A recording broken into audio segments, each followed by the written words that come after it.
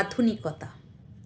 অনেকের মনে একটা ধারণা আছে, ওয়েস্টার্ন ড্রেস পরলেই আধুনিক হওয়া যায়।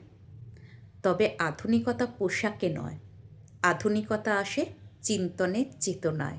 Branded shirt, branded coat, branded ঘড়ি, ব্র্যান্ডেড চশমা, ব্র্যান্ডেড শু পরে অ্যাটিটিউড নিয়ে হেঁটে যাচ্ছেন। দারোয়ান গেট খুলে দিয়ে বললেন, সালাম স্যার।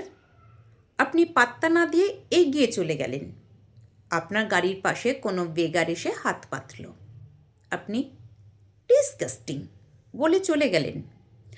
আপনার বাড়ির কাজের সহযোগীদের আপনার খাবার টেবিলের আশেপাশে থাকতে দিচ্ছেন না, পাছে তারা খাবার লোভ দেয়। আপনার বাড়ির বয়স্ক পরিচারিকা বা সহযোগীকে দিয়ে আপনার জুতো, আপনার ইনার গার্মেন্টস, আপনার টয়লেট পরিষ্কার করাচ্ছেন।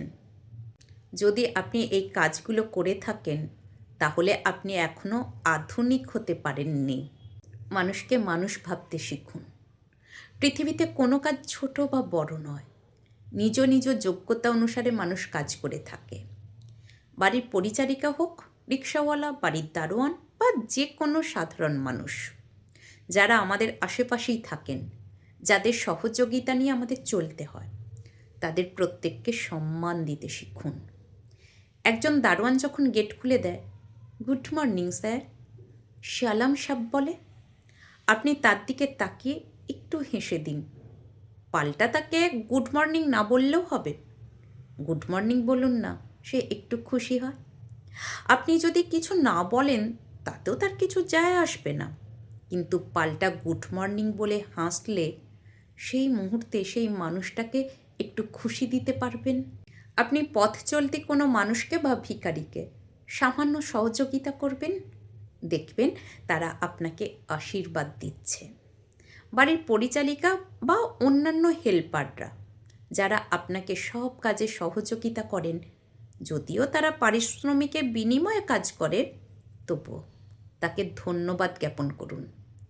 এতে সেই মানুষটিই খুশি হবে, আপনার কোনো ক্ষতি হবে না, বরং দ্বিতীয়বার তাকে ডাকলে আপনি তাকে কাছে পাবেন। আপনি নারী বা পুরুষ যেই হন, দুলাইন ইংরেজি বলতে পারলে, ব্র্যান্ডেড পোশাক আশাক দিয়ে নিজেকে সাজাতে পারলে, ব্র্যান্ডেড গাড়ি চড়ে ঘুরলে, ফ্লাইটে যাতায়াত করতে পারলেই নিজেকে আধুনিক মনে করবেন না। আধুনিকতা গড়ে ওঠে মানবিকতা বোধে, নৈতিকতায়, সহযোগিতা বিনিময়ের মাধ্যমে। অবশ্যই যুগের সাথে আপডেট করতে ভালো পোশাক পরুন, ইংরেজি বলুন, কিন্তু আপনার নৈতিকতা ছেড়ে দেবেন না।